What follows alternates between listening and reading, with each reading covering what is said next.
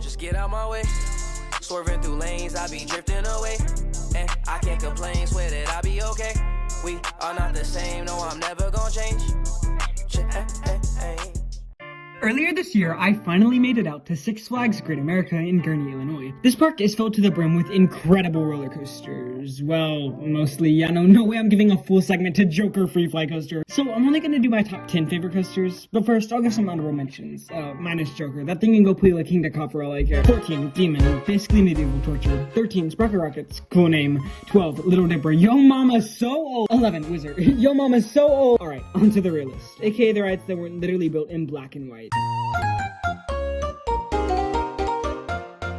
Number 10, Viper. Okay, this coaster is really weird. The first half is probably one of the weakest first halves of any coaster, period. But then the second half in the back row is absolutely insane with like RMC level ejector out of nowhere. If the whole coaster were like that, it would easily crack the top 10, but the first half is just so weak and it is a tad bit rough, so I have to put it right here. Number 9, Flash Vertical Velocity. This coaster is really fun. I mean, the launches are forceful and the spike is cool. However, the ride is a little rough and the restraints are actually trash. But I think I can look past that. Oh, also, everyone just thinks this is an upscale flat ride, but that's not necessarily a bad thing.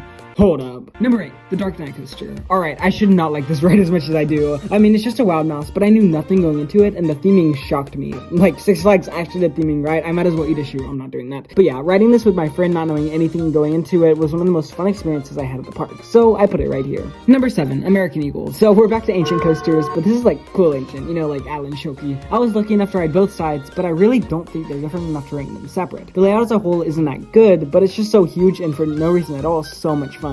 Even if you don't get to race your friends anymore, I would say be sure to ride it when you're in the area. Just stretch before you walk the mile-long queue. I can't do this, Mom. Come on, keep pushing, kids. We're almost there. Number 6, Batman. Alright, I know this is a clone, but that doesn't mean it's bad.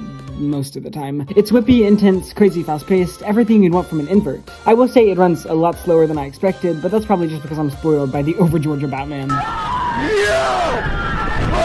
Number 5, Superman. This is another clone, but I prefer it over Batman. It's definitely not as good as the one in Georgia because that's built to the terrain, but it's still really solid. Overall, these Superman clones are kind of stupid, but the pretzel loop is insanely forceful and the flying aspect is really cool. I get that the rest of the layout is just a bunch of turns, but it's so much fun. Number 4, X-Flight. X-Flight is like Swarm, but better. Yeah, this is basically American Swarm with a few more turns and an Immelman. But hey, I love Swarm, so I'm not complaining. I will say the ride is definitely made by the near-missed elements, but I honestly think without those, it could still stand on its own. But they're there, so it makes it even better. Oh, also the station audio. It's so fire. Number 3, Wrath of Rakshasa. This ride is kind of complicated. My first ride was so rattly, I legitimately had to sit down for a few minutes due to a headache. And then my other ride was glass smooth, so I'm gonna go off that experience. The layout is the best dive coaster layout I've done by a mile. The drop is fun and the theming is great. I really loved this coaster the second time around. I just can't get over how bad my first experience was. I don't know, maybe I just need to get back out there and ride it again, but right now I'm just not sure what to think. Alright, RLC from editing here. So I think I need to address the fact that Max Force, one of the star coasters at the park, was closed all day on my visit. But I think it will go somewhere around in here at the 2 or 3 spot. Alright, on to number 2, Raging Bull. This layout is so stupid, but I love it. Now, don't pull out the pitchforks, but I think I prefer this ride in the front. Like, that drop is insane in the back, but that's just one element. I really didn't enjoy the rest of the layout. However, in the front row, the drop was a little worse, but it was so much fun flying through the layout, and some of the hills still had airtime. So I'm definitely not putting Raging Bull in the number 2 spot because it's the best coaster on Earth. I'm putting it here because it's so much fun, and I think that's what a coaster should be. Although, there is one ride that I think is a bit more fun and actually has a good layout, and that is, of course, number 1, Goliath. Yeah, I know everybody expected this, but it's an RMC, and,